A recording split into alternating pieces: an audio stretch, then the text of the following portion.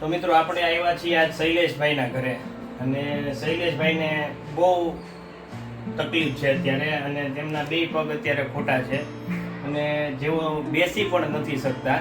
તો આપણે શૈલેષભાઈને પૂછીએ કે આ કેવી રીતે થયું અને અત્યારે એને શું શું તકલીફ થાય છે. તો શૈલેષભાઈ તમે કહો તો કઈ રીતે આ તકલીફ થઈ હતી તમને? હું 11 લાઇનમાં કામ કરવા માટે ગયો હતો, તો ત્યાંથી મને કરંટ લાગતા હું 15 ફૂટથી નીચે પડ્યો હતો. તો પછી થોડોક સમય મેં આરામ કર્યો ને. હા, શૈલેષભાઈને અત્યારે આ બે પગ ખોટા પડી ગયા, ખાઈ શકતા, ચાલી નથી શકતા, ઊભા નથી રહી શકતા અને જેઓને બેસવામાં પણ ખૂબ તકલીફ પડે છે અને ઘણી બધી દવા કરાવી છે અને તેમને ડોકમાંથી ફ્રેક્ચર થઈ ગયેલું હતું અને તેઓ અત્યારે બેડ રેસ્ટ છે સાવ અને ઘણી બધી મુશ્કેલીઓ અત્યારે છે. ખાસ તો આ જે તકલીફ છે એ કઈ રીતે થઈ હતી, તેઓ થાંભલા ઉપર કંઈક વાયરિંગ કામ, પોતે વાયરમેન છે, ઇલેક્ટ્રિશિયન, તો વાયરને કંઈક થાંભલામાં કરતા હોય છે ને એમાંથી કંઈક એને શોર્ટ જબરજસ્ત આવ્યો અને એમાંથી પડી ગયા અને તેમને અત્યારે ખૂબ ખરાબ પરિસ્થિતિ છે જેઓને આપ જોઈ શકો છો. તો ખાસ બીજાને પણ આવી રીતે જે ઇલેક્ટ્રિકનું કામ કરતા હોય તેઓ ખાસ જાળવીને કામ કરવું, જેથી કરીને આવી તકલીફ ઊભી ન થાય. કારણ કે આ ભાઈ એક જ કામ કરવાવાળા હતા, હવે એને અત્યારે ખૂબ મુશ્કેલીઓ પડતી હોય તો ખાસ આપણે પણ આવી રીતે ક્યાંક ને ક્યાંક ઇલેક્ટ્રિક વાયરમાં કંઈક કરવા જતાં આવી રીતે તકલીફ થઈ જાય તો પછી બહુ જ વધારે હેરાન થઈએ. શું કેવું શૈલેષભાઈ?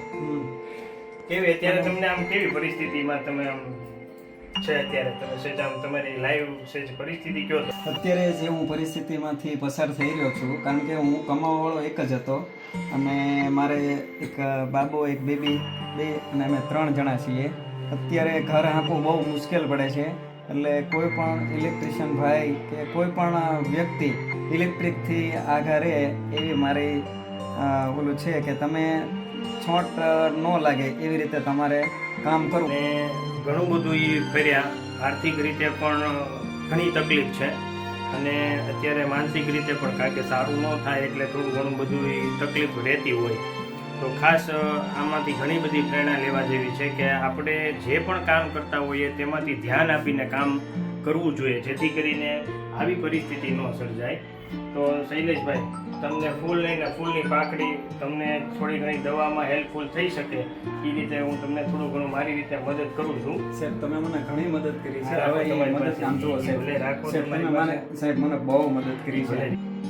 ભલે જાય બરોબર. તો ખાસ કરીને આપણે શૈલેષભાઈમાંથી પ્રેરણા એ લેવાની છે, બધાએ પોતપોતાની રીતે જે કાંઈ બિઝનેસ કરતા હોય તેમાં આપણે ધ્યાન રાખીને કરીએ, જેથી કરીને આવી પરિસ્થિતિ સર્જાય નહીં અને આપણે હેરાન ન થઈએ.